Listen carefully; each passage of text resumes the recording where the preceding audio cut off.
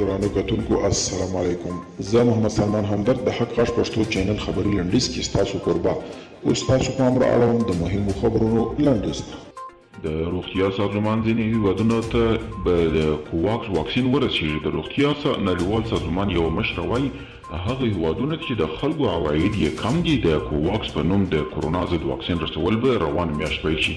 ټرمپ وایي د کانګرس پر ودانۍ د ځینو کسان یرغل غندمه د امریکا د متحده ایالاتو ولسمشر هغه تاوتریخوالي وغنده چې د چهارشنبې په ورځ د کانګرس پر ودانۍ د ځینو کسانو د یرغل پر مهال پیښ او د څلورو کسانو د مرګ سبب شو.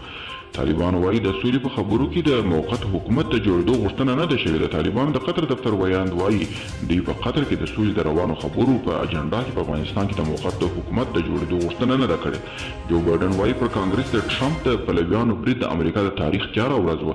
د امریکا منتخب ولسمشر جو بایډن د کانګرس پر ودانۍ د ټرمپ د پلویانو برید د متحده ایالاتو د تاریخ تر ټولو تیاره ورځ بللې. په همدې حال کې د امریکا د عدلیې وزارت وایي هغه کسان به محاکمه شي چې د چهارشنبې په ورځ یې د کانګرس پر ودانۍ په برید کې لاس درلود.